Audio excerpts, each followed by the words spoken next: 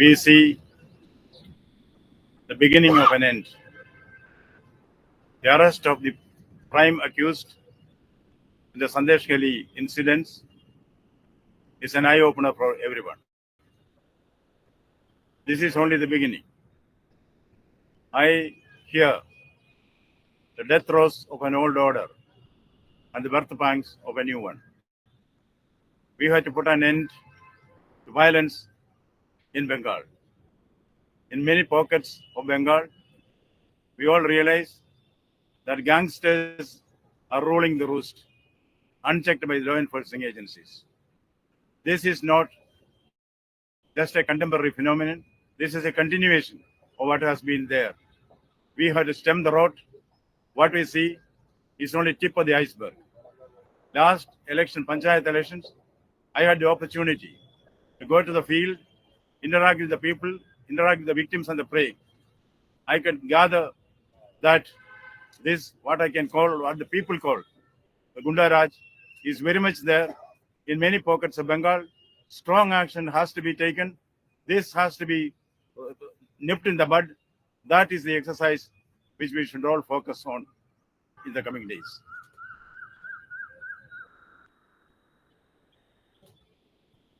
Sir, don't you think it's too late because more than 50 days had been crossed and today he has been arrested where so much violence has taken place? See,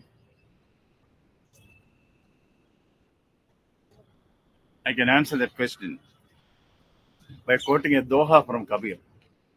धीरे धीरे रे मना धीरे सब कुछ होय माली सींजे सौ खड़ा ऋदुआए फल होय. We have to wait in democracy, in democratic governance. We have to wait for justice to be done. Justice delayed, of course, is difficult for us to bear, but justice is done.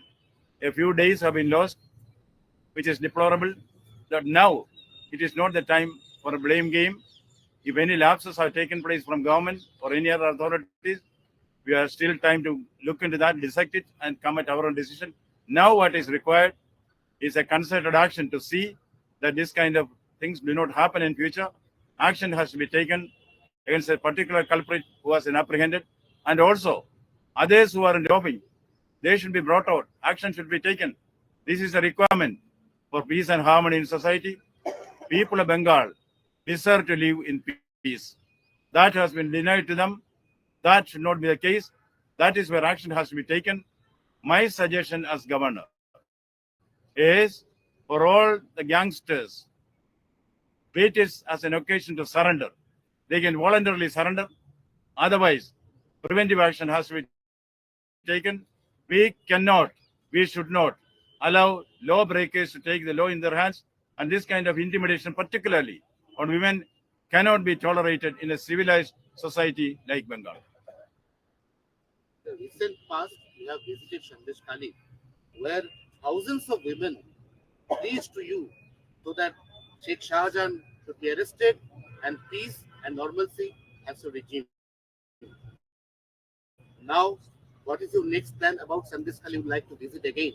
Today, as soon as this report came out, women from Sandesh Kali started calling me over phone. They are all excited about the happening. They said they thought it will never happen. Now confidence has been restored. The inner strength of the women have been rekindled. That is why they are willing to resist, and they are succeeding in the resistance. Now the civil society, the government, all the stakeholders, political parties, silent majority, media, all should stand together to see that such incidents do not take place in society. What the women of Sandesh Kali wanted was peace with honor, but our honor was in pieces. That has been restored. We should now build on this plus point. Like Sandesh Kali and in particular case of Sheikh Shahjahan, you have put a deadline. Now, in other cases, there are so many other allegations come from various parts of Bengal. Did you put pressure by setting a guideline or deadline? See, as governor, I do not issue any ultimatum to the elected government.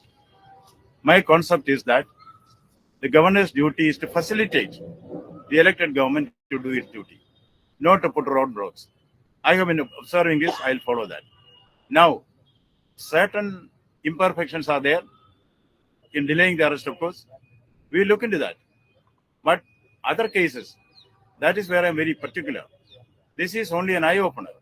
I have seen in the field and convinced myself that Gunda gangs are there in various parts of Bengal. Like in the olden days of democracy, in ancient days of democracy in England, there were pocket boroughs and the rotten boroughs that is controlled by this kind of people. That cannot happen. We should stand together.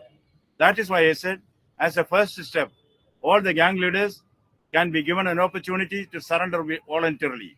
If not, the law has to come heavily on them. That is the action plan. This is only a beginning. Now the race is going to be run. That is what we should be prepared for.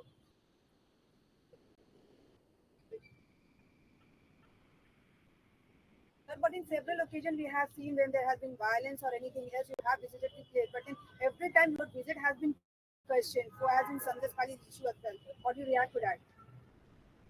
I thank those who question me. That will also encourage me for introspection. Because nobody is perfect. We all make mistakes. It is very good that you feel there is an eye on you. So I welcome such question. Criticism is always good because it enables you for self-criticism. And the critics hold a mirror before you. I thank them very much. I expect and welcome more questions. Thank you. Thank you, sir. Thank you. It visually